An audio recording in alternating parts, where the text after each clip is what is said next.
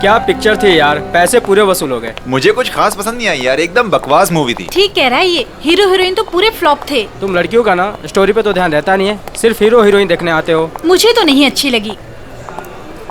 क्या हुआ? काफी लेट हो गया, मम्मी को क्या जवाब दूंगी? अरे तू टेंशन मत ले, मैं हूँ ना, मैं तुझे घर ड्रॉप कर दूंगा। ओके।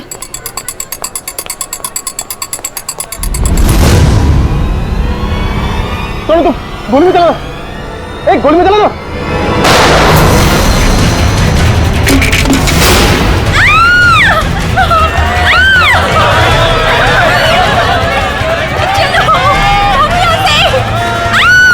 अरे गोली चलने की आवाज कहाँ से आई? जल्दी चलो। हे, कौन है वहाँ? गोली किसने चलाई? अरे वो देखो, पकड़ो उसे, पकड़ो उसे, पकड़ो।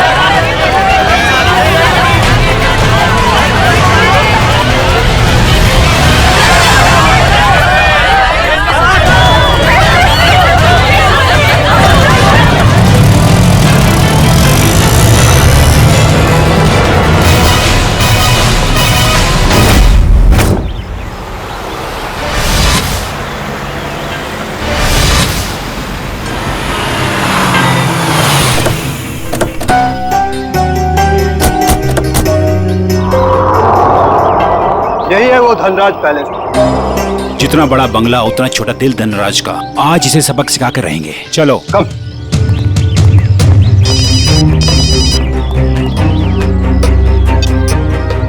Sir, yes sir. हाँ, हम लोग पहुंच गए। काम पूरा करके ही वापस आएंगे। Okay sir.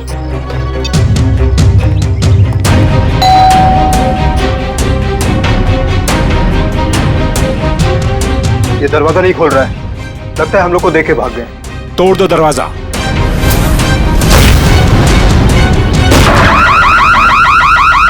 ये तो चोर अलार्म है। अरे ये लाश! लगता है कोई और जुर्म करके भाग गया। अरे क्या हुआ? ये अलार्म की आवाज यहाँ से क्यों आई? कुछ तो हुआ इधर। कहाँ से आई ये आवाज? देखो ना कहाँ से आवाज आई। देखो, अरे याद हो रहा। अरे किसने किया ये?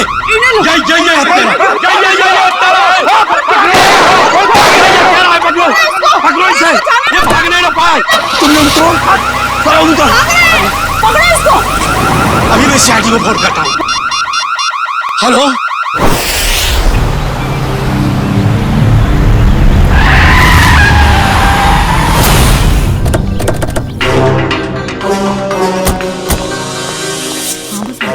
हटिए हटिए प्लीज।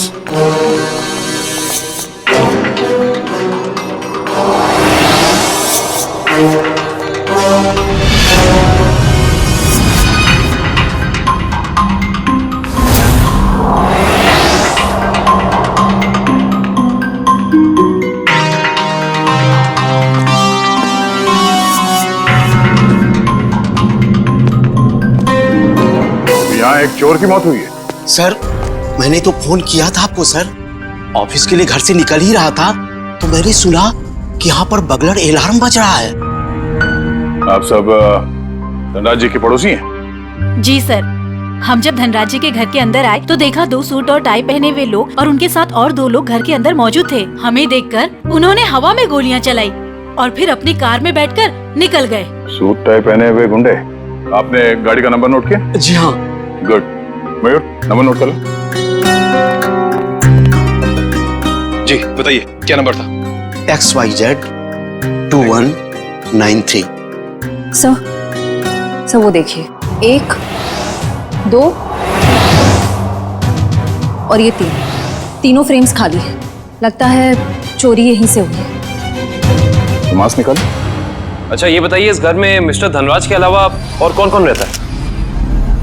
अरे ये तो धनराज जी हैं।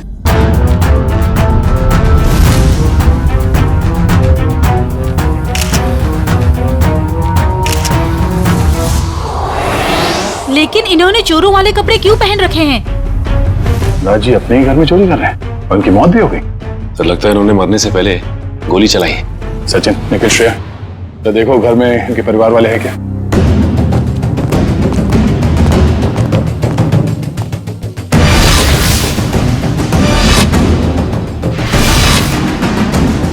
शरीर पे कहीं भी जख्म का कोई निशान नहीं है, तो फिर इनकी मौत कैसे हुई?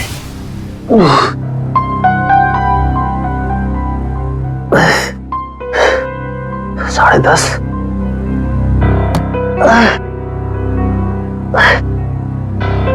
नवीन, कैसे भी करके इस मुश्किल घड़ी से जूझना होगा।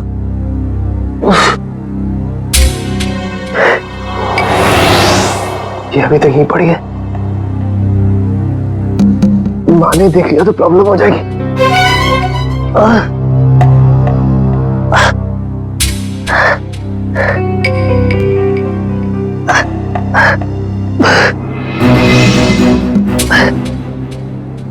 इसके नीचे छुपा देता।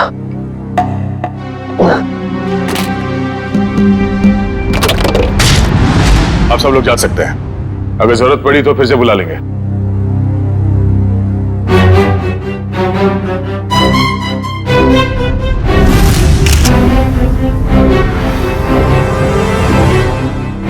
सर,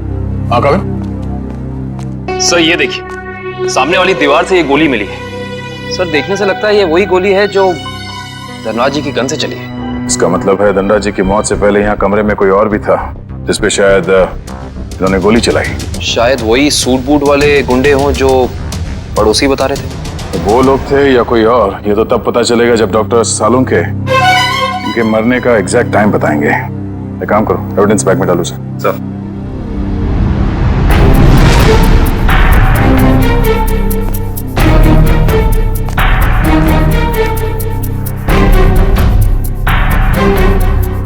मार्क पे मिट्टी लगी है।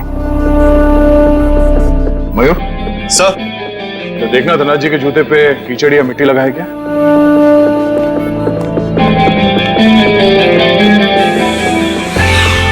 नहीं सर, जूते एकदम साफ है। इसका मतलब है ये मिट्टी इस आदमी के जूते से आए हैं जिन पे इन्होंने गोली चलाई। सर ये मीशा है, धनराज जी की भतीजी। ये अभी तक अपने कमरे में ही सो रही थी। तो सर ये धनराज जी की बेटी और दामाद है, ये भी अपने कमरे में सोए हुए थे। सर ये लोग धनराज जी के दोस्त थे, ये लोग भी सो रहे थे और मुश्किल में उठे सर, मैं संभाल के। सर बड़ी अजीब सी बात, इस घर में ऐसा हादसा हो जाता है और सब सो रहे थे। नहीं करें, लगता है इन्हें कोई नशीली दवाई दी गई है। होश में आओ, होश में आइए आप लोग, होश में आइए आप। धनराज जी की मौत हो चुकी है। ये कैसे हो सकता है? थोड़ा पीछे प्लीज। पापा आगे गोली प्लीज। अरे पेंटिंग्स कहाँ गए? हाँ सर, महंगी वाली पेंटिंग्स थी। तो क्या ये पेंटिंग्स की वजह से तो धनराज की जान नहीं गई ना? ये अंकल ने चोरों वाले कपड़े क्यों पहने हुए हैं? हो सकता है धनराज जी अपने ही घर में चोरी या फिर ये आप क्या कह रहे हैं? वो ऐसा क्यों करेंगे? अब इसका जवाब उनकी मौत से जुड़ा है। हेलो दयाल, मैं नवीन बोल रहा हूँ। अरे नवीन, क्या हुआ? काफी परेशान लग रहा है तू। मैं बहुत दर्द में हूँ, मुझे कोई दवाई का नाम बता। बिना चेक करे कैसे बताऊं?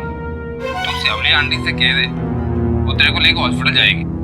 मैं कहीं नहीं जा सकता, तू मुझे दवाई का नाम बता। अच्छा ठीक है, जिमटिम PX9 30 mg ले लेना। नवीन, कब तक सोते रहोगे बेटे? दयाल तुझे बाद में फोन करता हूँ, ठीक है? नवीन। हाँ माँ। हाँ माँ। बेटे तुम्हारा चेहरा इतना पीला कैसे पड़ गया है? तबीयत तो ठीक है ना? रात को मैं देर से सोया था तो नींद पूरी नहीं हो पाई। आप मेरे लिए दवाई मंगा देंगी? हाँ मैं दवाई ला दूंगी। मैं तो बाजार जा ही रही थी सामान लेने के लिए, लेकिन तुम डॉक्टर को क्यों नहीं दिखा लेते? नहीं माँ, ये विटामिन की गोली है, दयाल ने बोली थी खाने के लिए। मैं ठीक हूँ। दवा का नाम क्या है? जिमटिम PX9 30 mg। अच्छा ठीक है, मैं लेती आऊंगी। ठीक है बेटा।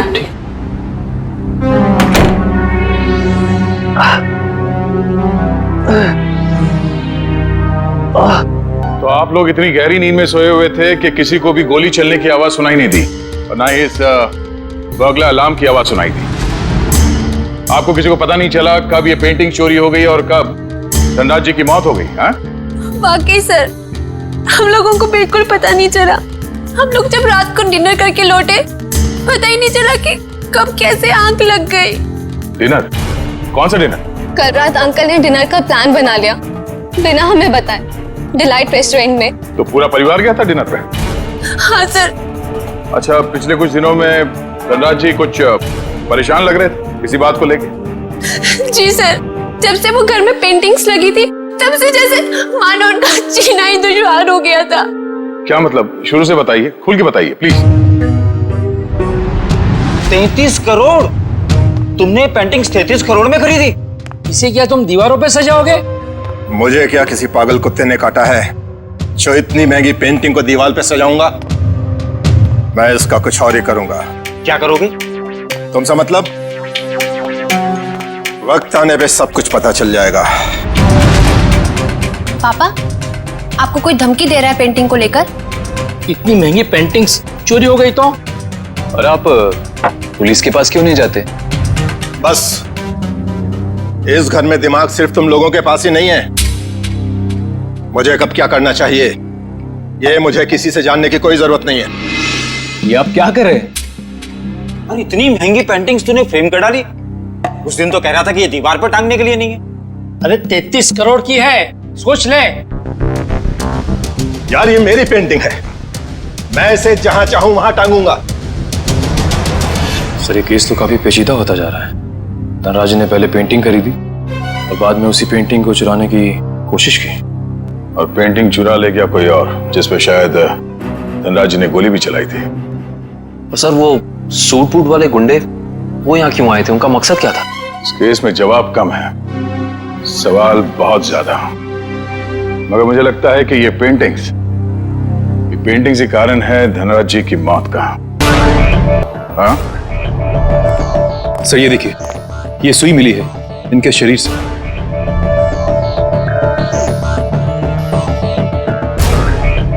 सर, ये खून सुई से हुआ है? ये खून सुई से हुआ है या किसी और चीज से, ये तो डॉक्टर सालुंके ही बताएंगे।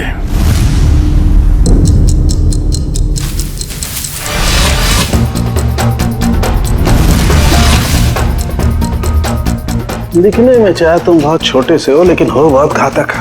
धनराज की जान तुमने कैसे ली है तुम बताओ, चाहे मत बताओ, लेकिन मैं पता लगा कर गिराऊंगा, छोड़ूंगा नहीं तुम्हें। सर, ये डॉक्टर साहब अपने आप से बातें कर रहे हैं? सुई से बात कर रहे हैं। अरे आ गई क्या? सीआईडी की बारात आ गई? हाँ, सबूतों के फूल माला तैयार है। भाई साहब, सबूतों की माला से आपका मतलब अगर इस गोली से है तो माफ करना, सीआईडी की पूरी टीम को मायूस होकर के जाना पड़ेगा। क्यों? क्योंकि गोली इतनी बुरी तरह से पिचक गई है कि इससे बात करना बड़ा मुश्किल है।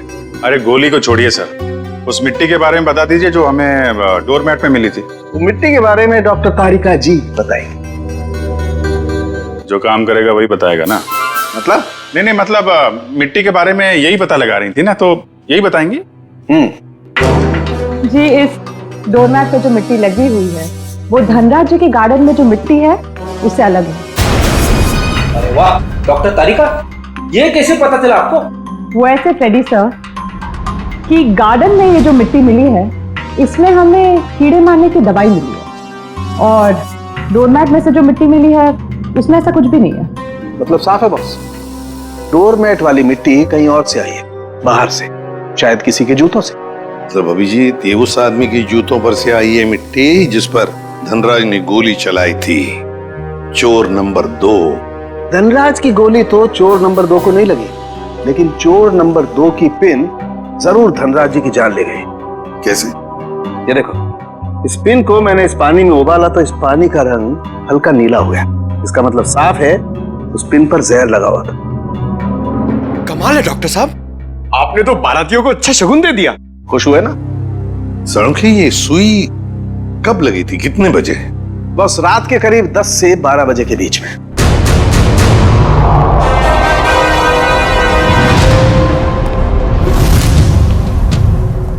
सर, वो इशिता सस्पेंड हो गई थी सर, तो उसका ज्वाइनिंग लेटर बन गया।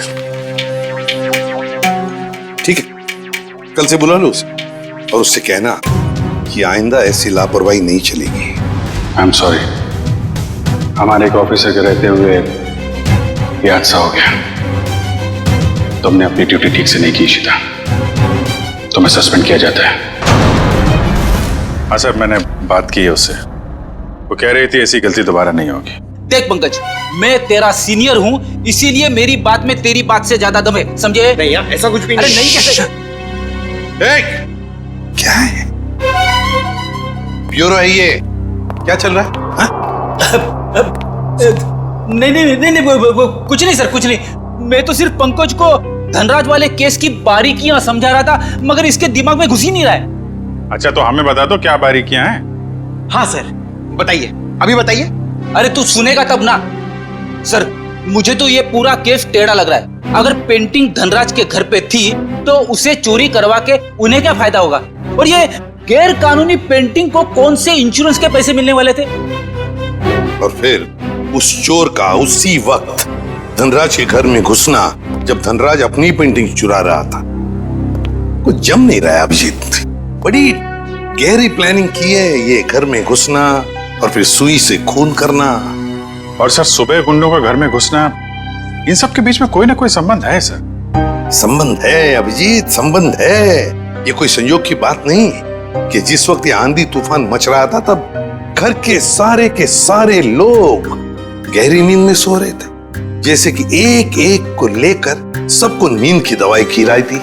सर, धनराज की भतीजी मिशा बता रही थी कि धनराज कल रात अपने परिवार वालों को एक सरप्राइज डिनर पे ले गए थे रेस्टोरेंट में। कल रात अंकल ने डिनर का प्लान बना लिया बिना हमें बताए, डिलाइट रेस्टोरेंट में। अभिजीत, कहीं ऐसा तो नहीं कि ये जो कुछ भी हुआ है उसका उस होटल से संबंध हो जहां पर ये सारे गए थे खाना खाने? देखो, ग्राहक हमारे लिए भगवान समान है और उन्हीं की वजह से हमारा घर चलता है। चाहे उनका मूड अच्छा हो या बुरा, हमें सबका ख्याल रखना है। मुस्कुरा के सबको अच्छे से खाना परोसना है। किसी भी ग्राहक से कोई शिकायत नहीं आनी चाहिए। समझ गए तुम लोग? जी मैनेजर साहब, समझ गए। हम सीआईडी वालों को भी कुछ समझा दीजिए। सीआईडी? नमस्ते सर, हमारे तो भाग ही खुल गए सर कि आपने हमारा रेस्टोरेंट चुना है खाना खाने के लिए।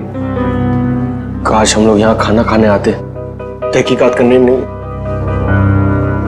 देखिए, हम यहाँ खाना खाने नहीं, कुछ सवाल पूछने आए हैं। कैसा सवाल सर? क्या कल रात मिस्टर धनराज अपने परिवार के साथ यहाँ खाना खाने आए थे?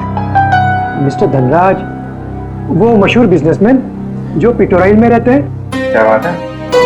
अपने कस्टमर के एड्रेस तक याद है आपको? तो सर, सबके तो याद नहीं रहते, लेकिन मिस्टर धनराज हमारे खास मेहमान हैं। वो अक्सर यहाँ आते रहते हैं, इसलिए। तो क्या कल रात वो अपने परिवार के साथ यहाँ आए थे? हाँ, आए तो थे, लेकिन आपको कैसे मालूम? क्योंकि उनके खाने में कुछ ऐसा मिला है जो नहीं होना चाहिए था। मैं कुछ समझा नहीं सर। नींद की दवा। उनके खाने में हमें नींद की दवा मिली है। किसने दिया था खाना उन्हें? सर, वो टेबल तो रघु ने साफ किया था। नहीं साहब, मैंने नहीं। जब मैं ट्रे लेकर जा रहा था तो मैनेजर साहब ने मेरे हाथ से ट्रे खींच लिया था। इन्होंने कहा था खास मेहमान है और ये खुद खाना लेकर जाएंगे। अपने काम को बहुत सीरियसली लेते हैं आप, हैं?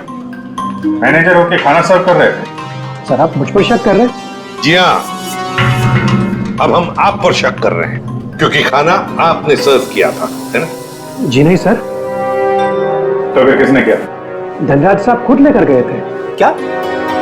सर, मैं पहली बार सुन रहा हूँ कि कोई रेस्टोरेंट में आकर भी खुद खाना लाने गया। ये बर्तन वगैरह उन्होंने ही साफ किए थे क्या? सर, मैं मजाक नहीं कर रहा हूँ। जैसे ही मैंने रघु के हाथ से ट्रे ली और उनके टेबल की ओर जा रहा था कि अचानक वॉशरूम से धनराज साहब आए और मेरे हाथ से खाने की ट्रे ले ली। कहा कि खाना वो लोग खुद परोस लेंगे।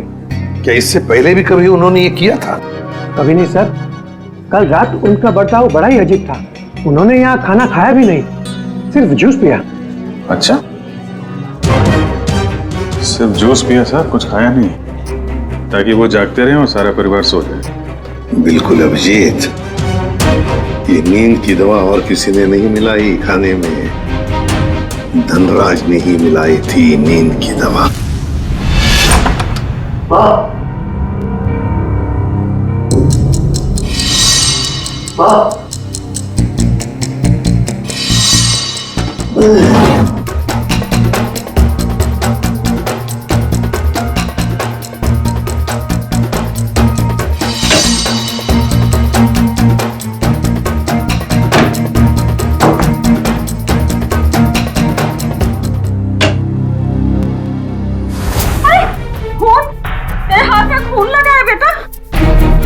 माँ मुझे गोली लग गई थी, लेकिन छू के निकल गई। गोली लगी थी? कहाँ लगी गोली? चल अस्पताल चल, अब भी अस्पताल चल। नहीं चल नहीं अस्पताल। नहीं, नहीं माँ मैं नहीं जा सकता। आप दयाल को फोन करके बुला लो। हाँ मैं बुलाती हूँ दयाल को। तू बैठ यहाँ, बैठ गए भगवान।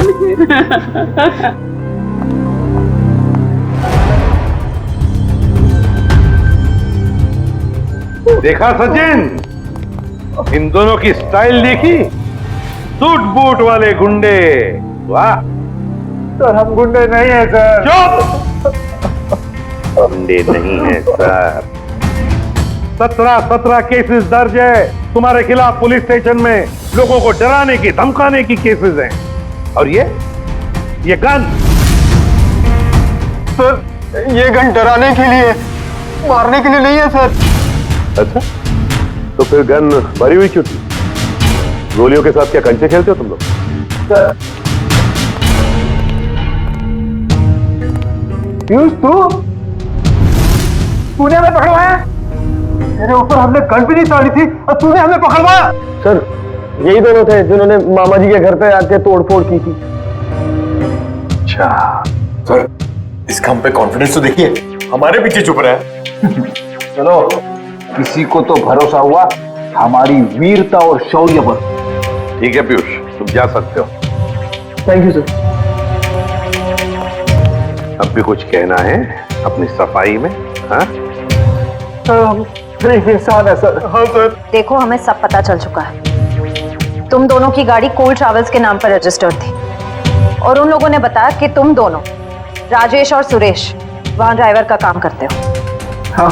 सिर्फ इतना ही नहीं, ड्राइवर के काम के साथ साथ गुंडागर्दी का भी काम करते हो। क्यों? नहीं सर, प्लीज सर, हमें बार बार गुंडा मत बोलिए सर। हाँ सर, हम रिकवरी एजेंट है। जो लोग पैसा उधार लेके वापस नहीं देते, हम सिर्फ वही पैसा वसूलते हैं। Recovery agent? धनराज के घर किस लिए गए थे तुम? ड्राइवरी करने के लिए या फिर उधार के पैसे वसूल करने के लिए? हाँ सर, उधार का पैसा वसूलने गया था। क्या? सर ये दोनों झूठ बोल रहे हैं। धनराज एक बहुत ही अमीर आदमी था, उसे उधार लेने की क्या जरूरत पड़ेगी? सर वो कंगाल आदमी था सर। वो जो बाहर से नजर आता था वो बिल्कुल शोषा था, खोखला था सर। उसने 33 करोड़ उधार लिया था सर। क्या? कितने जीरो होते 33 करोड़ में, पता है पंकज? पता नहीं सर, मगर सुनने में बहुत भारी अमाउंट लग रहा है। अच्छा, तो वो पैसे वसूल करने गए थे तुम? हाँ सर, पर हमें वहां लाश मिली सर और हम डर के भाग गए वहां से सर। धनराज को इतने पैसों की क्या जरूरत पड़ गई कि उसे बाहर से इतना उधार लेना पड़ा? और सर धनराज के परिवार वालों ने भी हमें इसके बारे में कुछ नहीं बताया। ये भी तो हो सकता है ना श्रेया, कि धनराज के परिवार वाले इन सब बातों के बारे में कुछ जानते ही नहीं थे। लेकिन एक बात तो पक्की है, इस बारे में इनका बॉस तो जरूर जानता होगा। कौन है तुम्हारा बॉस? कौन है? पिनाकी सर। पिनाकी? काम करो, इस पिनाकी को, तुम्हारे बॉस को अभी के अभी फोन लगाओ और तुम उनसे वही कहोगे जो हम कहेंगे, समझे? क्यों बे निठल्लो, कहाँ गायब हो गए तुम? धनराज ने पैसे दिया, फिर उसके टपकाने की तैयारी करूं मैं। हाँ पैसे तो मिल गए, मगर क्या? मगर बॉस, इतना सारा पैसा लाने में थोड़ा रिस्क है। क्या आप यहाँ आ सकते हैं क्या? ठीक है, मैं थोड़ी देर में पहुंचता हूँ धनराज के घर। बॉस, धनराज के घर पे नहीं, दूसरी जगह। ये आपको एड्रेस बता रहा है। 37 रायसा प्लाजा, रोगी मेंशन, एंट्री को। मैं आधे घंटे में पहुंचता हूँ वहाँ पर। बॉस, कौन सी गाड़ी से आप आ रहे हैं? पहल गाड़ी में आ रहा हूँ मैं। और कहीं के मैडॉक्स में आ रहा हूँ मैं। और हाँ, क्यों पूछ रहा है तू ये? अरे बॉस, ताकि हम आपको दूर से पहचान सके। हाँ ठीक है, रख फोन, मैं पहुंच रहा हूँ। अच्छा ये बताओ कि ये मैडॉक्स गाड़ी कौन से रंग की है? गोल्डन रंग की सर। गोल्डन रंग की मैडॉक्स गाड़ी रेडी? पंकज, इस बिनाकी के स्वागत की अच्छी तरह से तैयारी करो। एसीपी साहब ने तुझे बहुत ही सुनहरा मौका दिया है पंकज, कुछ कर दिखाने का। उन्होंने तुझे मेरे साथ भेजा है, फ्रेडी के साथ। मतलब सोच कितना कुछ सीख सकता है तू आज मेरी बहादुरी से। अरे वो सब ठीक है, मगर बिना की कौन सी गाड़ी में आने वाला मैं भूल गया हूँ। मैं ऊपर पूछ के आता हूँ।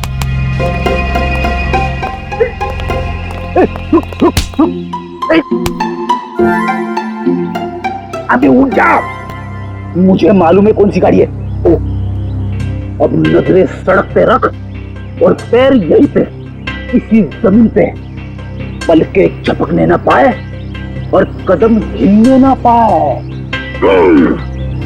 मगर सर अगर आ गया तो क्या? आ गया तो रोक के रख, बिना की के गिरफ्तार होने तक, समझे? आ गया आ गया आ गया आ गया। अबे चल, अरे अरे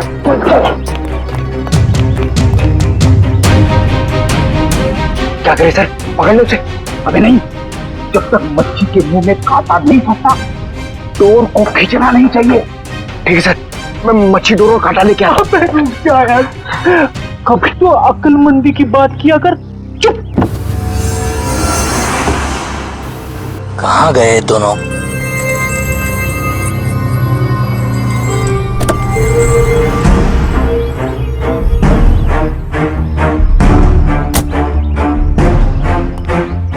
कहाँ रहेंगे दोनों? ये एड्रेस तो यहीं का है। कह रहे थे कि मुसीबत में है, और देखो दोनों लंगूरों का पता नहीं यहाँ पर। कहीं मेरे पैसे लेकर दोनों उड़ तो नहीं गए? Crime investigation department, CID? अरे ये लोगों ने मुझे यहाँ कहाँ बुला लिया? अब आ ही गए हो तो अंदर से सीआईडी ब्यूरो भी देख लो। आप गन नीचे रखिए प्लीज। पहले ऊपर चल, ऊपर। अरे फिर गन अपने आप नीचे हो जाएगी। अरे लेकिन चल चल। बिना की बहुत पैसा है ना तुम्हारे पास, इसलिए पैसा बांटते फिरते हो, मगर सिर्फ उन लोगों को पैसा बांटते हो जिनकी ना हिम्मत है ना हैसियत पैसा लौटाने की। क्यों? और फिर उन लोगों को डराते हो। नहीं सर, मैं तो सिर्फ जरूरतमंद लोगों की ही मदद करता हूँ सर। और सर, जरूरतमंद लोगों की मदद करना तो अच्छी बात होती है ना सर। और हाँ, एक बात है, जब लोग ब्याज के साथ पैसे देते हैं ना सर, तो मेरा भी कुछ भला हो जाता है सर। और जब कोई पैसा नहीं लौटा सकता तब तो ऐसे मुश्तलों की मदद लेनी ही पड़ती है सर। और इसीलिए तुमने इन दोनों को भेजा था धनराज के घर पैसा वसूल करने के लिए। क्यों दिए थे इतने सारे पैसे धनराज को? नहीं सर, मैंने धनराज के घर किसी को नहीं भेजा सर। और सर, धनराज के घर चोरी हुई है ये तो आप जानते हैं ना सर। हाँ, कीमती और नायाब पेंटिंग्स चोरी हो गई थी। हाँ, उस पेंटिंग की कीमत 35 करोड़ रुपए थी सर। 35 करोड़। धनराज ने किसी खुफिया नीलामी से खरीदा था उसे। लेकिन एक बात बताऊं सर, उस वक्त उन पेंटिंग्स को खरीदने के लिए धनराज के पास ढेला भी नहीं था सर। तो इसीलिए धनराज ने तुमसे ये 33 करोड़ उधार लिए? जी हाँ, 17 करोड़ मुझसे लिए थे सर, और बाकी के 16 करोड़ किसी और से। लेकिन सर, जब पैसे लौटाने की बारी आई ना, तो उसके पेट में अचानक दर्द होने लगा सर। तो फिर तो उस दूसरे आदमी के 16 करोड़ भी नहीं लौटाए होंगे धनराज ने। कहीं उसी आदमी ने तो धनराज का खून नहीं किया? जो भी है, अगर एक बार मेरे हाथ लग जाए वो, छोड़ूंगा नहीं उसे। मैं धनराज की जान लेकर उससे मुझे भी डुबो दिया सर, बर्बाद कर दिया मुझे। अगर तुमने धनराज को नहीं मारा तो किसने मारा होगा? कौन कर सकता ये?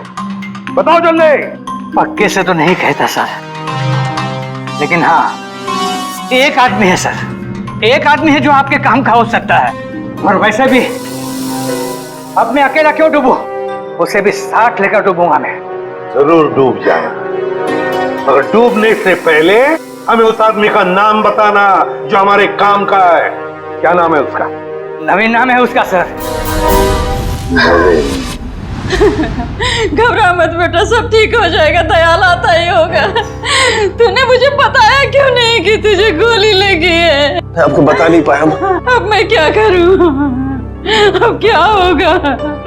अस्पताल फोन करती हूँ। मैं बेमौत मारा जाऊंगा। दयाल के अलावा किसी को कुछ पता नहीं।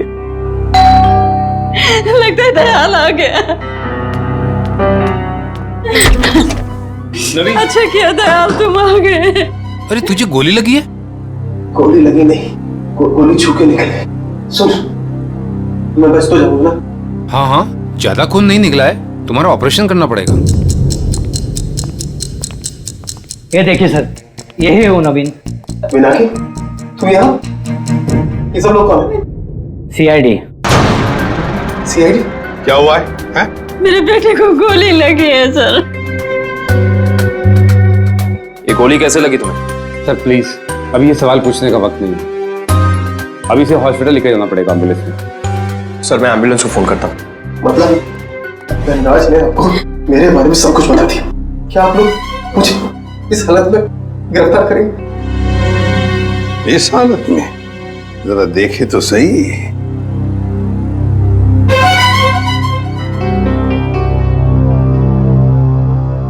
हालत इतनी बुरी नहीं है तुम्हारी, समझे? गोली छू कर निकली है और फिर धनराज की मौत हो चुकी है। वो नकाबपोश चोर कोई और नहीं, धनराज था। बड़ी जल्दी समझ में आ गया आपको सब कुछ। अब ये बताओ कि तुमने धनराज का खून क्यों किया, वो भी उस जहरीली सुई से। जहरीली सुई? कौन सी जहरीली सुई? मैंने धनराज को नहीं मारा। चुपचाप बताओ, वो पेंटिंग्स कहाँ है जो तुमने चुराई धनराज के घर से? कहाँ है वो? उस कमरे पर बेड के नीचे। फ्रेडी। सर, ये नवीन ही था जिसे उन पेंटिंग्स की धनराज से भी ज्यादा जरूरत थी। वो 33 करोड़ रुपए जो लौटाने थे माफिया वालों को। देखिए, मैंने धनराज को नहीं मारा, वो सब लोग मेरे पीछे पड़े थे। सर, अब आप लोगों का काम हो गया, मैं जाऊं प्लीज? चुपचाप यहीं खड़े रहिए। क्या आपको लगता है कि मैंने धनराज को मारा? तुमने नहीं मारा धनराज को, हैं? तो फिर किसने मारा? क्या आपको लगता है कि मैंने धनराज को मारा? तुमने नहीं मारा धनराज को, हैं? तो फिर किसने मारा? तुम ही गए थे ना उधर। जब मैं वहां तक गया तो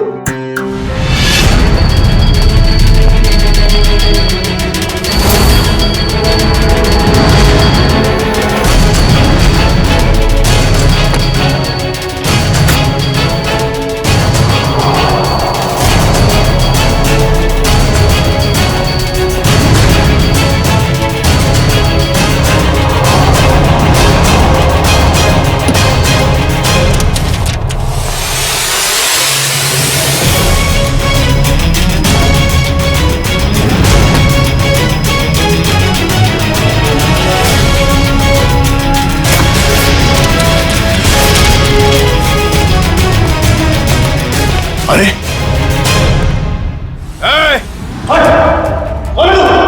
खुद चोरी करने आया है और मुझसे पूछता है कि मैं कौन हूं? भागता किधर है? रुक रुक रुक जा। अरे और जब मैं धनराज के घर से पेंटिंग लेके भागा था, उसके घर के बाहर एक कार खड़ी थी और वो मेरे पीछे लग गई और मैं बचते बचाते मॉल में घुस गया।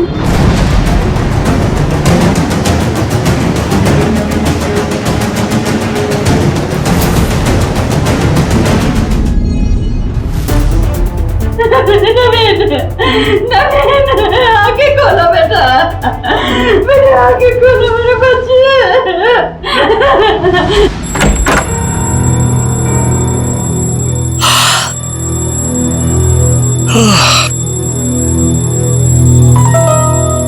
इतनी सुबह सुबह अलार्म लगाने की क्या जरूरत थी? मैंने नहीं लगाया अंकल।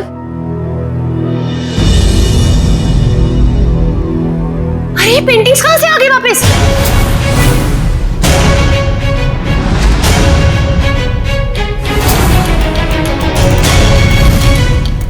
तो सीआईडी को बता दे क्या? नहीं, क्या जरूरत है, पेंडिंग्स तो वापस आ गई ना। ईशान, मुझे लगता है हमें सीआईडी को बता देना चाहिए, वरना हम लोग बेवजह फंस जाएंगे।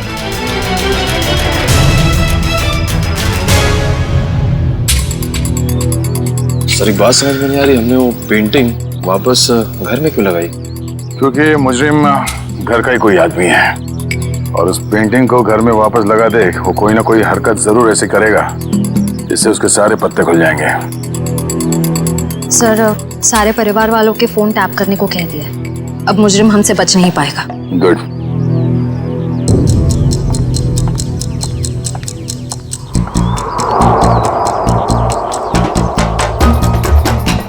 श्रेया, निकल।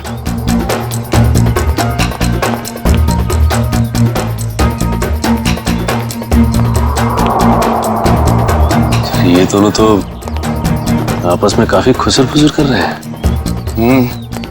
अभी तक धनराज के पैसों पे ऐश कर रहे थे, अब देखना पड़ेगा उनकी मौत के बाद इनके आगे का प्लान क्या है। सचिन, मयूर,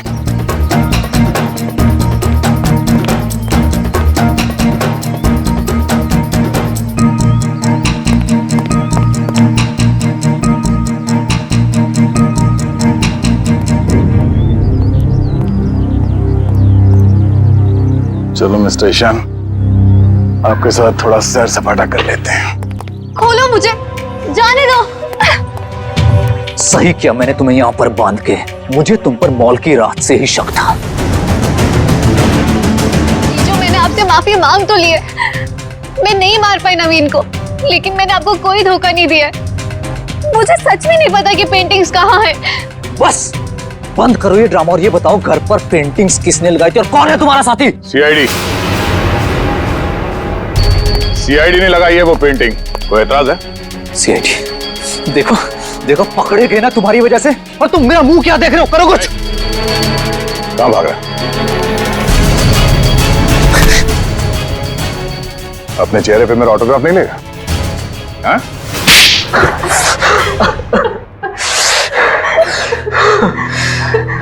ससुर जी ने मुझसे 20 करोड़ रुपए उधार लिए थे, जिसमें से 16 करोड़ पेंटिंग्स के लिए, और ससुर जी की आर्थिक स्थिति ऐसी नहीं थी कि वो मेरे पैसे लौटा सके। भाईशान, और फिर तुमने उन्हें मार दिया। एक बार भी नहीं सोचा कि जिनकी तुम जान ले रहे हो वो तुम्हारी बीवी के पापा है। और तुम ईशान, तुम तो मेरी बहन हो ना, तुम कैसे ईशान का साथ दे सकती हो? दी, अंकल ने तो मुझे कभी प्यार ही नहीं किया, हमेशा मुझे सिर्फ एक बोझ समझा।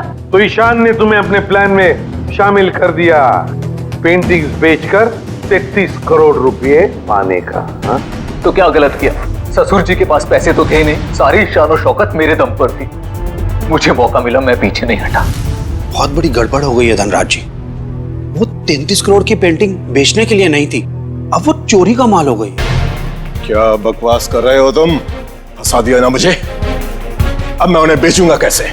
वो तो पता नहीं, लेकिन गवर्नमेंट एजेंसीज ने उसकी तलाश शुरू कर दी है, वो कभी भी आप तक पहुंच सकती है। तुम देखना, मैं उन पेंटिंग्स को बेचूंगा भी और मुनाफा भी कमाऊंगा और खुद को बेगुनाह भी साबित कर दूंगा। लोहा गर्म था और मैंने हथौड़ा मार दिया। मगर तुम दोनों के खाने में तो धनराज जी ने बेहोशी की दवा मिलाई, तो फिर तुम लोगों को असर कैसे नहीं हुआ? जैसे हमें पता चला कि अंकल ने खाने में दवाई मिलाई है, हम लोगों ने मौका पाते ही वॉशरूम में जाके उल्टी कर दी। मगर नवीन बीच में आ गया और तुम्हारा प्लान चौपट हो गया। हाँ, अगर नवीन बीच में नहीं आता तो जैसे ही ससुर जी सारी पेंटिंग्स लेकर घर से बाहर निकलते, मीशा उन्हें गाड़ी से उड़ा देती, लेकिन सारी पेंटिंग्स नवीन के हाथ में लग गई। मगर धनराज को मारने की क्या जरूरत थी? तुम्हें तो सिर्फ पेंटिंग्स ही चाहिए थी ना? क्योंकि मुझे लगा अगर पेंटिंग्स मेरे हाथ से निकल गई तो कम से कम घर और जायदाद तो मुझे मिल जाएंगे। गलती हो गई, हमें माफ कर दो, दोबारा ऐसा नहीं होगा। पैसों की लालच में तुम दोनों ने अपने ही परिवार के एक को मारा है, अपने ही परिवार के। अगर फांसी से बढ़कर कोई सजा होती ना तो वो तुम्हें मिलती। काश मैं ले जाओ इन दोनों को। चलिए चलिए मैम।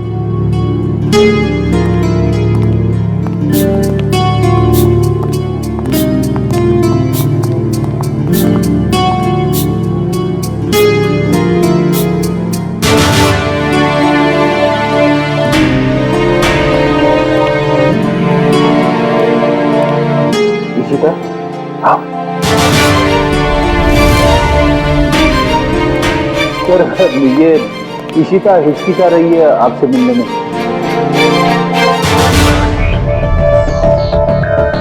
क्यों हिचकिचा रही हो? सॉरी सर, पूरे सस्पेंशन पीरियड में मैं सिर्फ यही सोचती रही कि जब मैं वापस ड्यूटी पे आऊंगी तो आपसे नजरें कैसे मिलाऊं। अपनी गलती का एहसास हुआ तुम्हें? गलती ही नहीं सर, एक बोझ है ये मेरे ज़मीर पर जो हमेशा रहेगा, शायद मेरी आखिरी सांस तक सर। तुम्हारी तो अभी अभी शुरुआत है। सीआईडी के रास्ते पर आगे चलकर तुम्हें कितने तरह के कांटों पर से गुजरना पड़ेगा पता नहीं है तुम्हें, लेकिन एक बात जरूरी है कि हर सीआईडी ऑफिसर को अपनी गलतियों का एहसास होना चाहिए, अपनी गलतियों से सीखना चाहिए और दोबारा गलती कभी दोहरानी नहीं चाहिए। समझी? काम पे लग जाओ।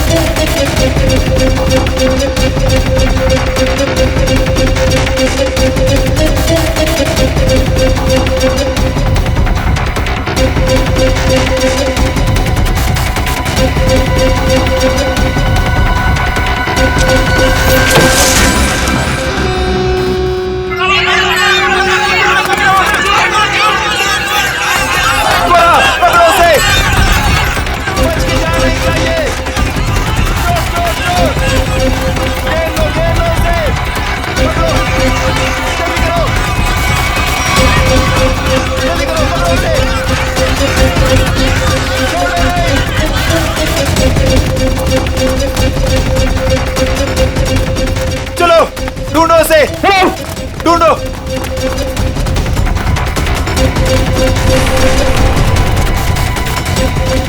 मिला क्या चोर? नहीं मिला। मिला? नहीं मिला। ढूंढो उसे, बच के निकलना नहीं चाहिए हमारी शॉल से। हाँ चलो चलो चलो।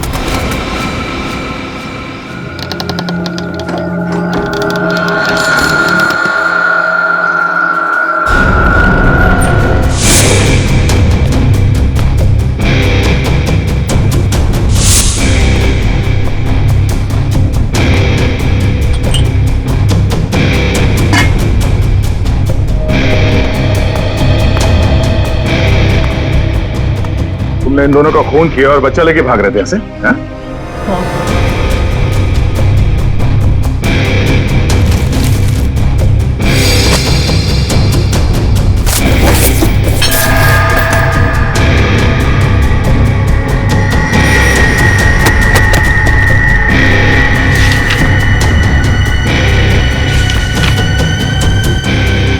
साहब ये झूठ बोल रहा है। मगर मैं ऐसा नहीं करूंगा। कोई इसे हाथ नहीं लगाएगा, इसकी एक ही सजा इसे कानून देगा। आने के कुछ मिला? ऋषि नाम के एक बच्चे का मेडिकल रिपोर्ट मिला है, तबीयत काफी खराब है। ऋषि? हाँ सर, 10 साल का है।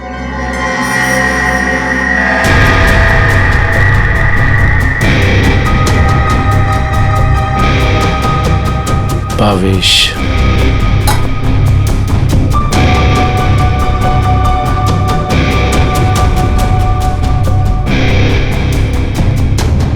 सर। हाँ रोशन? सर, ये 3 चाय के कप मिले, इसमें से 2 कप भावेश और ज्योति के हो सकते हैं और ये तीसरा कप किसी मन्नू का हो सकता है, क्योंकि ये जो टिफिन है इस पे भावेश का नाम लिखा है, लेकिन इस टिफिन पे मन्नू का नाम लिखा है। मन्नू? बच्चे को रोने क्या?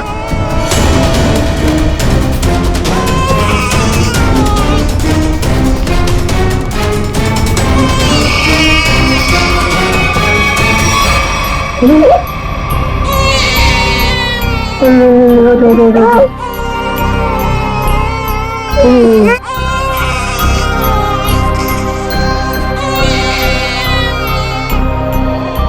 ऋषि कौन है? भावेश और ज्योति का बड़ा बेटा है सर। कितने बच्चे हैं उनके? सर भावेश और ज्योति के 2 बच्चे हैं। ऋषि 10 साल का बेटा जो हॉस्पिटल में भर्ती है, और ये बेटी रानी। सिर्फ 2 बच्चे? हाँ सर। क्यों? तो फिर ये बच्चा किसका है?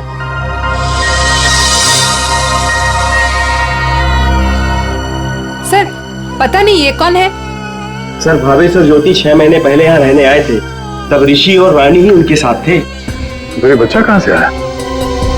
अच्छा, ये बच्चा चाल में से किसी का तो नहीं? नहीं सर, नहीं सर। ये क्या चक्कर है? कोई और इनके साथ रहता है इनके परिवार में? सर ज्योति की एक बहन है मधु, वो आती थी यहाँ पर। आप लोग किसी मन्नू नाम के आदमी को जानते हैं? मन्नू? नहीं साहब, इस नाम का कोई भी आदमी इस चाल में नहीं रहता। अच्छा, ये भावेश काम कहाँ करता था? सर दिहाड़ी का मजदूर था भावेश। रोज काम के लिए चौराहे पे खड़ा रहता था, जहां भी काम मिल जाता वहीं चला जाता। सर कहीं है मन्नू भावेश के साथ तो काम नहीं करता था। सर ये बच्चा कौन है ये कैसे पता चलेगा? दुष्यंत, एक काम करो, पता करो किसी बच्चे की मिसिंग होने की रिपोर्ट लिखवाई गई है क्या, और पूर्वी भावेश और ज्योति के घर वालों को कांटेक्ट करो।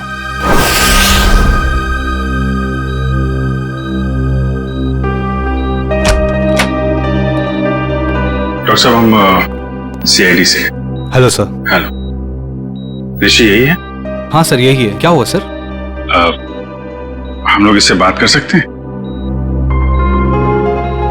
नहीं सर, ये बात करने की हालत में नहीं है। ऐसा क्या हुआ इस बच्चे को? सर इसे किडनी की प्रॉब्लम है। क्या बात है सर, आप लोग यहाँ कोई प्रॉब्लम? एक्चुअली ऋषि के माँ बाप अब नहीं रहे। क्या? माय गॉड, इसलिए इसके इलाज के लिए आज कोई रकम जमा करने नहीं आया। क्या मतलब? इलाज के लिए रकम?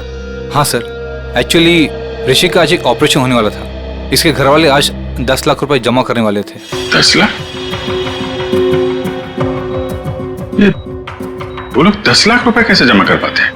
सर देखिए, 1 महीना पहले भी ऋषि का ऑपरेशन हो चुका था, और तब भी उन्होंने 10 लाख रुपए जमा कर दिए थे। क्या? और सर इस ऑपरेशन के लिए भी उन्होंने पैसों का इंतजाम कर दिया था। मैं उन्हीं का वेट कर रहा था। सर आज मुझे इसे किसी भी हालत में ऑपरेशन करना पड़ेगा, वरना इसकी जान को खतरा है। सर डॉक्टर साहब, आप ही ऑपरेशन शुरू करिए, पैसों का इंतजाम हम लोग करेंगे। ठीक है सर, आप कहते हैं तो हम ऑपरेशन शुरू कर देते हैं। Okay sir.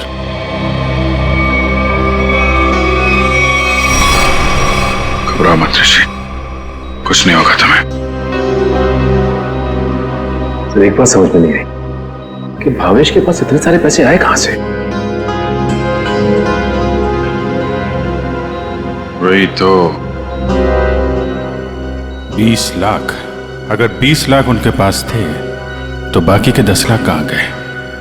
घर पे तो पैसे मिले नहीं। चुप हो जा बेटा, क्यों इतना रो रही है? किसने तेरे को परेशान किया?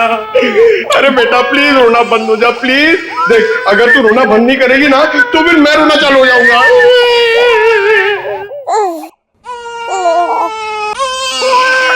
अरे सर इसका कुछ करो ना सर, प्लीज इसको चुप कराओ ना।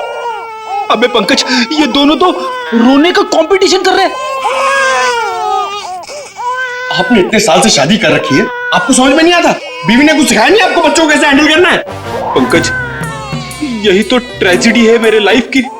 मेरी बीवी तो हमेशा मुझे ही रुलाती रहती है, ये नहीं किया वो नहीं किया, तुम्हें चाय बनाने नहीं आती, कितना कम पैसा कमाते हो, हमेशा डांटती रहती है। चुप रहना तो।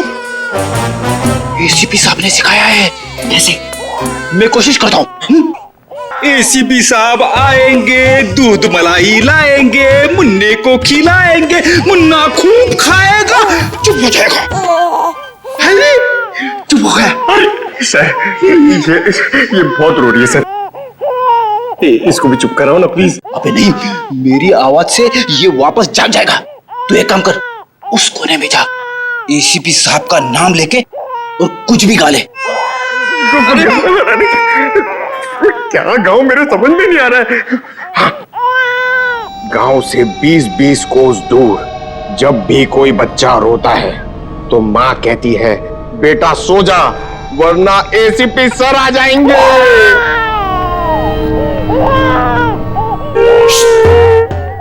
तुम क्यों रो रहे हो?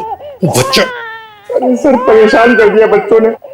सर मैं रोता हूं ना तो चुप हो जाती है। ए भगवान, पंकज, जो बच्चों को संभालेगा वो दुनिया में किसी को भी संभाल सकता है, समझे? फ्रेडी को देखो। सर ऋषि के इलाज के लिए हमारे डिपार्टमेंट के जितने भी ऑफिसर हैं, सबने मदद करने के लिए बोला है सर। पैसे इकट्ठे हो जाएंगे। 10 लाख तो यूं इकट्ठे हो जाएंगे फिर। मगर सर इस बच्चे की गायब होने की कहीं कोई रिपोर्ट लिखवाई नहीं गई है। कहीं ये बच्चा भावेश और ज्योति का ही तो नहीं हो सकता? पड़ोसियों को इसके बारे में कुछ पता ही नहीं। सालुंखे काबू। हाँ सालुंखे बता। अच्छा तो ठीक है, ये बच्चा भावेश ज्योति का नहीं है। सालुंखे कह रहा है कि डीएनए मैच नहीं हो रहा। तो फिर ये बच्चा है कौन सा?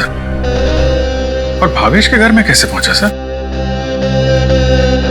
कहीं ऐसा तो नहीं अभिजीत कि भावेश ज्योति ने अपने बच्चे के ऑपरेशन के पैसे के लिए तो बच्चे को अगवा कर लिया? सर पता करना पड़ेगा कि ये बच्चा कौन से हॉस्पिटल में पैदा हुआ है। वहां से शायद इसके माँ बाप के बारे में कुछ पता कर सकते हैं। हाँ सर बच्ची का नाम तो पता है, रानी। बच्चे का नाम रखना पड़ेगा सर कुछ तो। अच्छा नाम आ रहा है दिमाग में। क्या सर? पार्थ। हाँ पार्थ तो बहुत अच्छा नाम है ना? पार्थ। फ्रेडी, तुम्हारा बच्चा क्यों रो रहा है? अरे सर, आपने इसका नाम लिया और ये रो पड़ा। मैंने इसे कहा था कि आप दूध मलाई लाएंगे। दूध मलाई? अब मेरे लिए नहीं सर, इसके लिए। रेडी सर, मैं ले आई। अरे पूर्वी, अच्छा किया तुमने। बच्चे को गोद में खिला खिला के मेरे पसीने छूट गए। लाइए मैं देखती हूँ।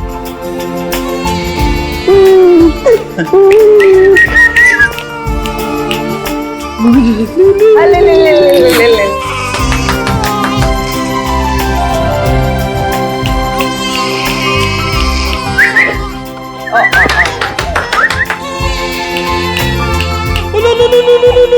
सर, आपको पसीना नहीं आया? बच्चे ने सूसू किया है। अरे बेटा, गोद में खिलाने का अच्छा तोहफा दिया तूने। पूर्वी, बच्चे की नापी बदल दो। और फ्रेडी, तुम अपने कपड़े बदल लो। ले ले ले ले, ये ले। चाहो तो नहा भी सकते हो। डायपर चेंज करके आता हूँ। डायपर? हाँ।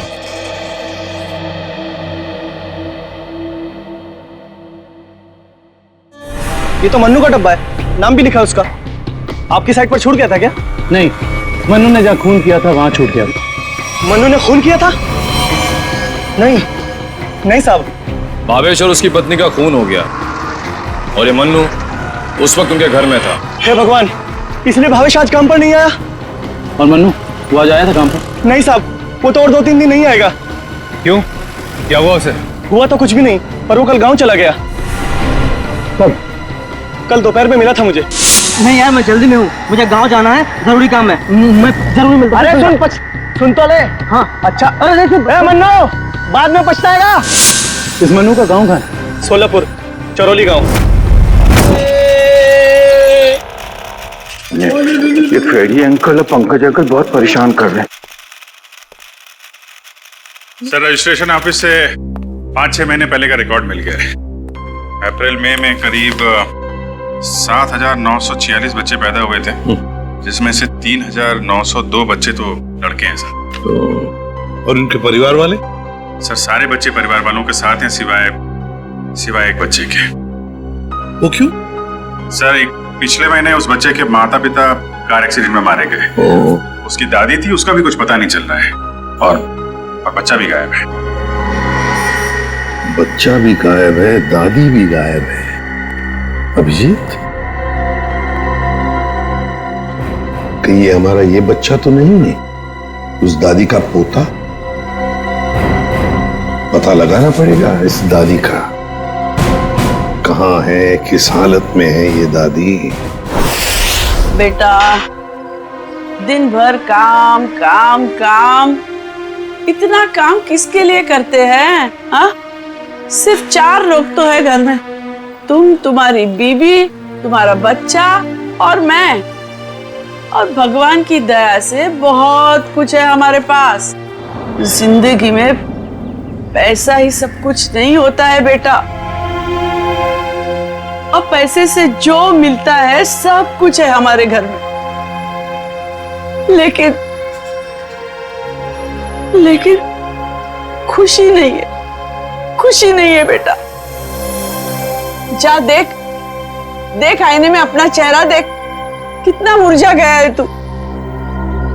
और एक माँ बच्चे का मुरझाया हुआ चेहरा नहीं देख सकती, नहीं देख सकती। अले अले ले, रो मत रे मेरा बच्चा। ये देख, देख तेरा बच्चा, मेरा एक लौता पोता, इस घर का एक लौता वारिस। लेकिन टाइम है तुम्हारे पास इसके लिए? है टाइम? एक दिन ये भी मुरझा जाएगा, और उस दिन तू बहुत पछताएगा, देख ले, बहुत पछताएगा। लेकिन तुझे इसकी जरा भी फिक्र नहीं है ना? ठीक है, जा तू मुंह हाथ धो ले और थोड़ा आराम कर ले। हाँ, तब तक मैं तेरे बच्चे से खेलती हूँ। और ले ले ले ले ले लो लला रहे, क्यों रो रहा है बच्चा? अरे दूध चाहिए, दूध, भूख लगा है, दूध पिएगा? दादी दूध पिलाती, दादी दूध पिलाती। इतने बड़े दुख की बात है ना, इन्होंने अपना सब कुछ खो दिया। सच, अपना बेटा, बहू और अपना पोता भी एक ही झटके में सब खत्म हो गया। अरे दूध नहीं पिएगा? बाकी तेरे भूखा रहेगा। हाँ ठीक है, ठीक है, मैं तुझे सुलाती। लल्ला लल्ला लोरी, दूध की कटोरी, दूध में बताशा, मेरा पोता करे तमाशा।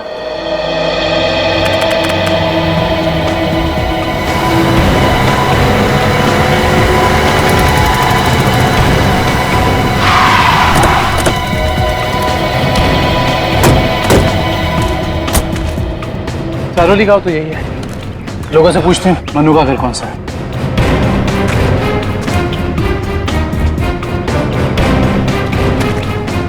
भाई साहब, ये रास्ता मनु के घर की तरफ जाता है। मनु साहब, वो रहा मनु।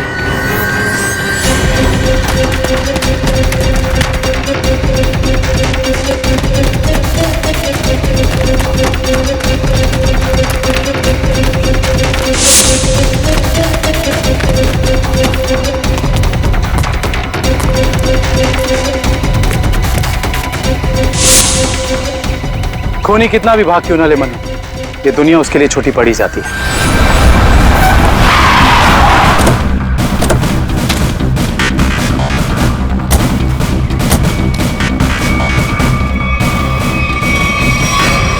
आइए सर। सर, सावित्री देवी की दिमागी हालत बहुत खराब है।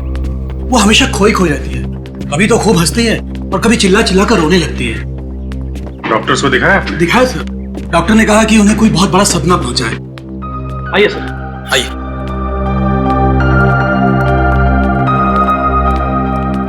सर, ये रही सावित्री देवी।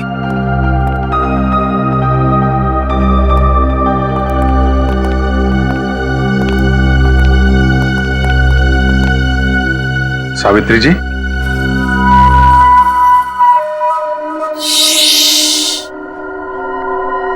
मेरा लाल सो रहा है।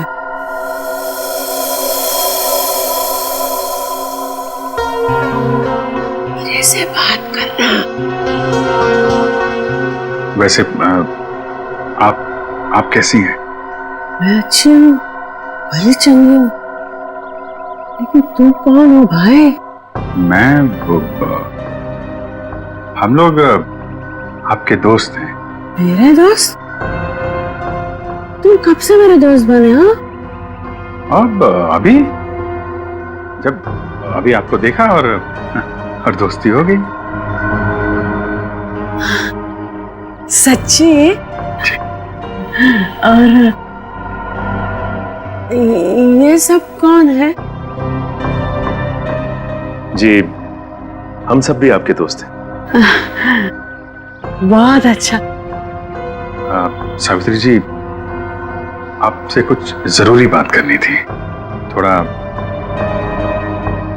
यहाँ तो ये सो रहा है ना, डिस्टर्ब होगा, इधर आ सकते हैं?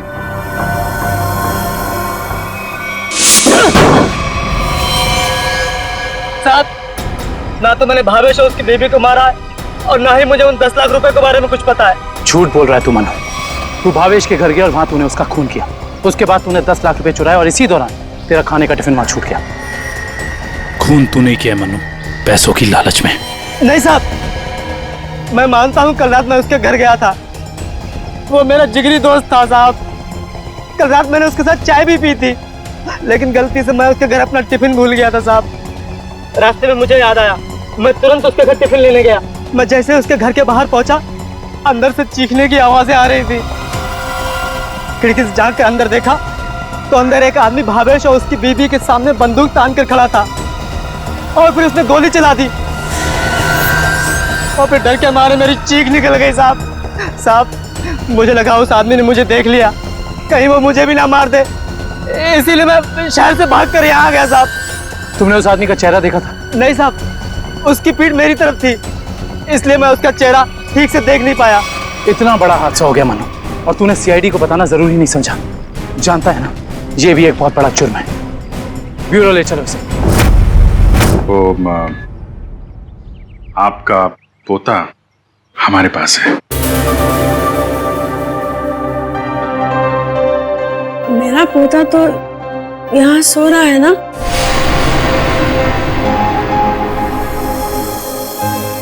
झूठी खबर। सावित्री जी, हम इसकी बात नहीं कर रहे। ये तो खिलौना है।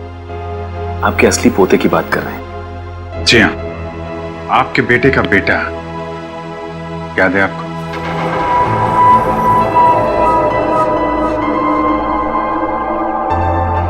सावित्री जी, आपको अपना बेटा याद है ना? आपका बेटा, आपकी बहू, उनका बच्चा जो अब 6 महीने का हो गया है।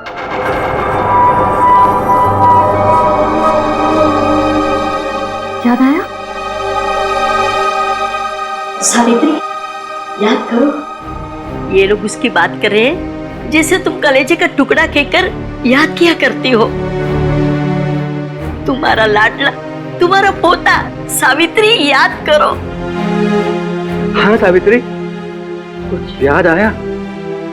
तुमने कहा था ना कि वो तुम्हारे बुढ़ापे की लाठी है, तुम्हारे घर का उजाला है। याद करो, याद करो सावित्री।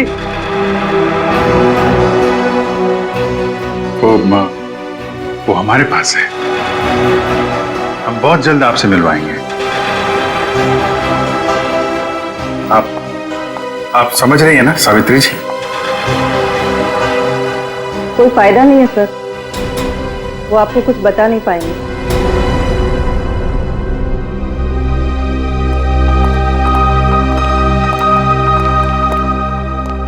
देखिए, हमारा ये जानना बहुत जरूरी है कि सावित्री जी के साथ ऐसा क्यों हुआ और इनके पोते का क्या हुआ। इसको तो शायद अगवा कर लिया गया था।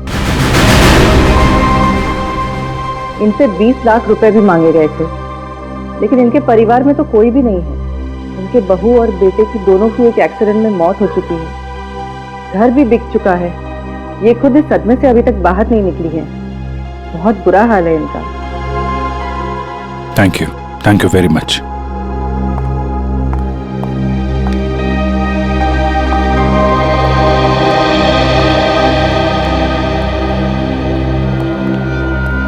तो हमारा शक सही निकला। आवेश और ज्योति ने इनके पोते को किडनैप किया 20 लाख रुपए के लिए, ताकि उन पैसों से वो अपने बेटे ऋषि का इलाज करवा सके। हाँ सर, लेकिन सर ये 10 लाख रुपए कहाँ गए? कौन ले गए ये पैसे? और फिर भावेश और ज्योति का खून किसने किया? रानी बिटिया, अब अपने घर चली जाओगी? उनको छोड़कर जाओगी? इसकी बहुत याद आएगी सर, और इसके बिना ये बात भी अकेला पड़ जाएगा। हाँ, बहुत कम दिनों में घुल मिल गई एकदम।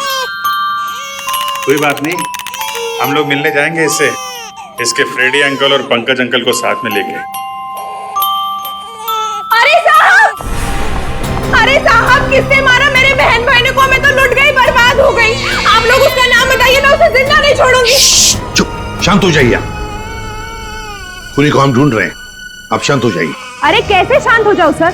मैंने तो सोचा था कि अब तक आप लोगों ने खूनी को ढूंढ लिया होगा, पर आप लोगों ने मुझे यहाँ बुलाया क्यों है?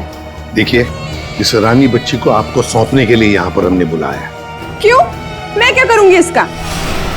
अरे बच्चे के माँ बाप मर चुके हैं, आप इसकी मौसी है, ये भतीजी है आपकी, और आपके अलावा कौन सा आ रहा है इसका? अरे काहे की मौसी और काहे की भतीजी? मैं सिर्फ ऋषि की मौसी हूँ, जो उनका सगा बेटा है और अब अस्पताल में अनाथ पड़ा है। और ये रानी? वो भावेश के बहन की बेटी है, जो उसे जन्म देते ही मर गई थी। तो पाल रहे थे भावेश और ज्योति से। भावेश की बहन की बेटी? हाँ जी।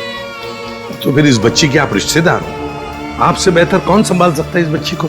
अरे सर, आजकल महंगाई के जमाने में अपने बच्चों को पालना पोसना बहुत मुश्किल है। इन्हें कैसे पालूं मैं? आप कहीं कोई बहाना तो नहीं बना रही ताकि बच्ची को ना ले जाना पड़े? देखिए साहब, झूठ बोले कौवा काटे। अगर आप लोगों को मेरी बात का यकीन नहीं है तो ग्रीन रूट अस्पताल में जाके पता कर लीजिए। 26 अप्रैल को ये पैदा हुई थी वहां पे। एक मिनट। 26 अप्रैल को? 26 अप्रैल को उसी हॉस्पिटल में, ग्रीन रूट हॉस्पिटल में पार्थ भी तो पैदा हुआ था, 6 महीने पहले। हैं? ये कौन है? नहीं कुछ नहीं, वो आपके मतलब की बात नहीं है। देखिए सर, आप लोग बार बार मुझे यहाँ बुला के तंग मत कीजिए। अब आप देख लीजिए इन बच्चों का क्या करना है। मैं चलती हूँ। कमाल है सर, कैसे कैसे लोग हैं सर, ये बिना स्वाद के कोई काम ही नहीं करता। यही सच्चाई है दया, यही सच्चाई है। सब ये कैसे संयोग है? ये दोनों बच्चे एक ही दिन एक ही हॉस्पिटल में पैदा हुए। एक ही दिन एक ही हॉस्पिटल में दोनों बच्चे पैदा हुए। जरूर उस तारीख को उस हॉस्पिटल में कुछ न कुछ तो हुआ था। क्या हुआ होगा पता लगाना पड़ेगा। Green route hospital. इसी साल अप्रैल 26 तारीख को कांता और पूजा नाम की 2 औरतों ने बच्चों को जन्म दिया था इस हॉस्पिटल में। हमें उनकी पूरी डिटेल चाहिए। क्या बात है सर? उनमें से एक बच्चा किडनैप हो गया। 1 मिनट सर। हाँ सर, कांता ने एक लड़की को जन्म दिया था और पूजा को लड़का हुआ था। पूजा मिस्टर अनुज की वाइफ है और कांता के पति का नाम नहीं है। मिस्टर भावेश उनके गार्जियन हैं। ये दोनों परिवार एक दूसरे को जानते थे? नहीं सर, एक की डिलीवरी जेंडर वार्ड में हुई थी और दूसरी की डीलक्स में। ठीक है, थैंक यू।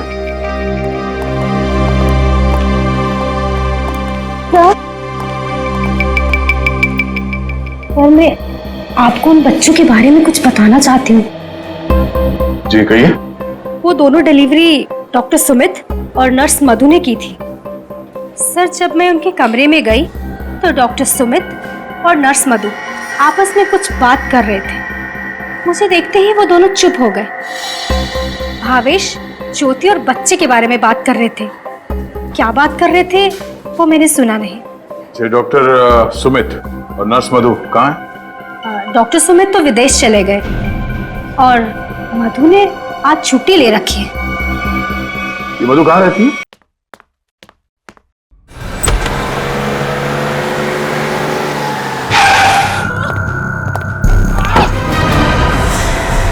क्या हुआ? दरवाजा खोलो! दरवाजा खोलो!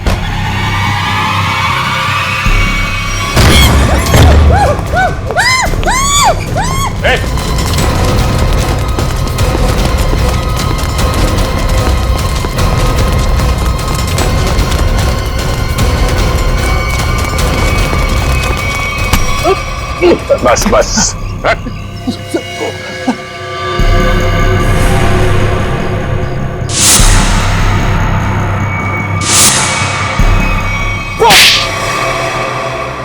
बच्चों को अगवा करने में मेरा कोई हाथ नहीं है। 6 महीने पहले मैंने सिर्फ उनकी अदला बदली की थी। जब वो दोनों पैदा हुए थे ग्रीन रूट हॉस्पिटल में। बस इसके अलावा मुझे कुछ नहीं पता। क्यों की थी अदला बदली? हाँ? भावेश ने मुझे कहा था कि उसकी बहन के बेटे को एक अमीर औरत की बेटी से बदल देना और कहा था कि किसी को भी पता नहीं चलना चाहिए। उसके लिए अमीर लोगों ने मुझे पैसे भी दिलाए थे। एक मिनट। भावेश की बहन को तो बेटी हुई थी ना, वो रानी? नहीं सर, उसे बेटा हुआ था और उस अमीर औरत को बेटी हुई थी। उस अमीर परिवार को वारिस चाहिए था। उसके लिए भावेश की बहन के बेटे को वो अपना बेटा बनाकर ले गए। भावेश की बहन मर गई और भावेश अमीर घर की बेटी को अपने साथ ले गया? जी सर। अमीर घर के लोगों को चाहिए था वारिस, एक लड़का, और भावेश को अपने बेटे ऋषि का इलाज करने के लिए चाहिए था पैसा, 20 लाख रुपए। दोनों ने बच्चों की अदला बदली की और अपना स्वार्थ पूरा कर लिया। और ये धनीराम, इससे क्या दुश्मनी है तुम्हारी? पता नहीं सर, मैं तो इसे जानती भी नहीं। क्यों धनीराम? भावेश और ज्योति को मार के उनके 10 लाख रुपए लूट लिए तुमने। अब इससे क्या चाहते हो? हा? सर, मैं तो बस इसका मुंह बंद करना चाहता था ताकि ये बच्चों के हेरा फेरी के बारे में हम लोगों को कुछ न बता सके। क्यों? सर, मैं उस अमीर परिवार के घर में नौकरी करता था सर। उनकी मौत के बाद भावेश की बहन का बेटा मेरे पास आ गया सर।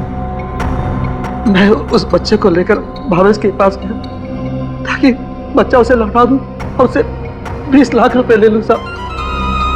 लेकिन साहब वो भावेश बच्चा लेने को तैयार ही नहीं था साहब, और ना ही मुझे 20 लाख रुपए देना चाहता था। बल्कि वो दोनों पति पत्नी मुझे धमकी देने लगे, कहने लगे कि हम सारी सच्चाई पूरी दुनिया को बता देंगे। तो साहब फिर मजबूरी में मैंने साहब। तुमने उन दोनों का खून कर दिया, फिर बच्चे को वहां घर पे छोड़ा और घर पे रखे हुए 10 लाख रुपए उड़ा लिया। कहाँ है वो पैसे? अब मैंने तो बस नमक का हक अदा किया साहब। मेरे पास पैसे नहीं है साहब, मेरे पास नहीं है पैसे। धनीराम, अमीर जोड़ा तो मर गया, अब और किसका नमक खाया तुमने? हा? किससे दिए पैसे?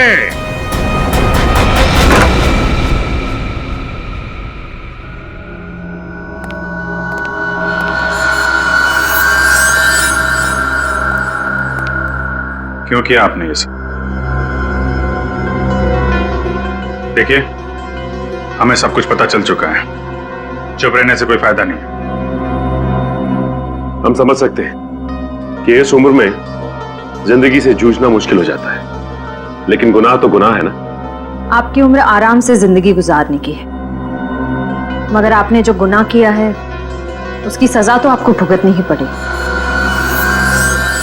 अफसोस गुनाह करने से पहले करना चाहिए था। अब चुप रहने से आपके गुनाह मिट नहीं सकते। आपको हमारे साथ चलना पड़ेगा।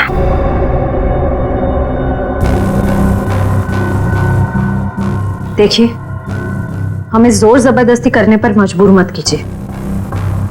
हम सिर्फ आपकी उम्र का लिहाज कर रहे हैं, वरना मुजरिमों से निपटना हमें खूब आता है। श्रेया। सावित्री जी, सावित्री जी,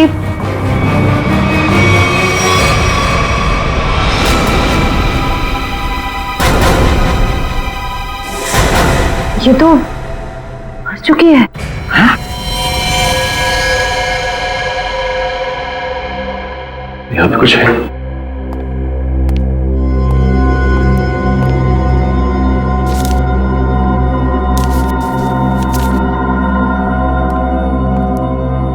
ये देखिए सर, सावित्री जी के हाथ का लिखा लेटर। मैं मुजरिम हूं, ये सब मैंने किया है। एक्सीडेंट में मेरे बेटे और बहू की मौत के बाद मेरा सब कुछ खत्म हो गया। बेटे के लेनदार मेरे पीछे पड़ गए और सब कुछ नीलाम करने के बाद भी मैं उनके कर्जे नहीं चुका सकती थी। इसलिए मैंने धनी राम को भावेश के घर में भेजा कि वो अपनी बहन का बेटा वापस ले ले और जो 20 लाख रुपए मैंने दिए थे वो मुझे लौटा दे।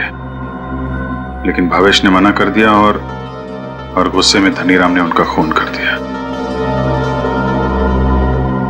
ये सब मैंने वारिस के चक्कर में किया था। अपनी पोती को देके बेटा चाहती थी मैं। ये मेरी सबसे बड़ी भूल थी। बेटी हो या बेटा कोई फर्क नहीं पड़ता, दोनों भगवान की देन है। मैं ऐसी शर्मनाक जिंदगी नहीं जी सकती, इसलिए मैं खुदकुशी कर रही हूं। हो सके तो मुझे माफ कर देना सावित्री।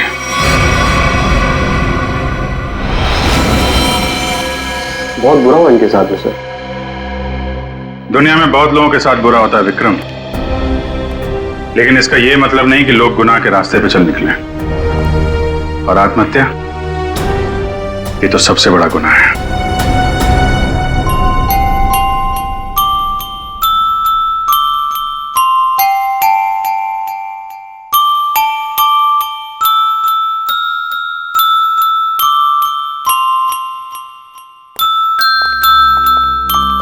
आप लोग प्लीज थोड़ी देर यहीं रुकिएगा। हेलो बोलो, हेलो, ये लो, हेलो, हेलो, हेलो। दया,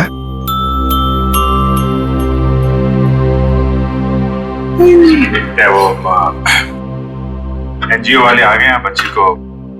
सर, मेरी एक रिक्वेस्ट थी सर। वो मैं जानता हूं तुम बच्ची को खुद छोड़ने जाना चाहते हो ना, तो हम भी चलेंगे छोड़ने के लिए उसको। नहीं विजित, वो बात नहीं है। सर मुझे दया, जरा सोचो। बच्ची को हम भी रखना चाहते हैं, रोज हर रोज उसके साथ खेलना चाहते हैं, देखेंगे हम उसको, लेकिन हम उसकी अच्छी तरह से परवरिश नहीं कर पाएंगे। ये बच्ची एनजीओ में जाएगी तो बाकी बच्चों के साथ बड़ी होगी, सीखेगी, है ना। इसके फ्यूचर का भी हमें सोचना चाहिए।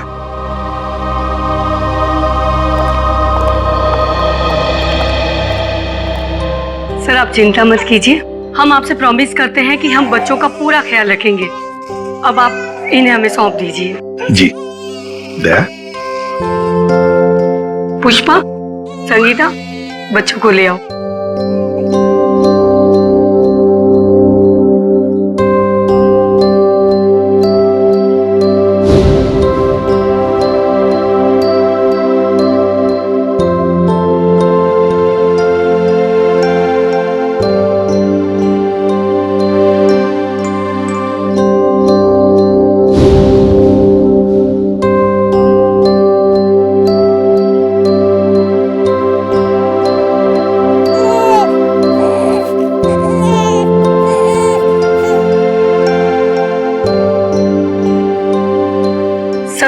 ऋषि की भी पूरी जिम्मेदारी उठाने को तैयार है। उसकी हर सुविधा का हम ख्याल रखेंगे। पता है मुझे, लेकिन देखिए ऋषि के इलाज के सारा खर्चा सीआईडी उठाएगी। Okay ji, thank you. Thank you. सुरमई अखियों में नन्हा मुन्ना एक सपना दे जा रे। सुरमई अखियों में नन्हा मुन्ना एक सपना दे जा रे। इस तरह के और भी एपिसोड देखने के लिए हमारे चैनल को सब्सक्राइब करें और बेल आइकन दबाना ना भूलें।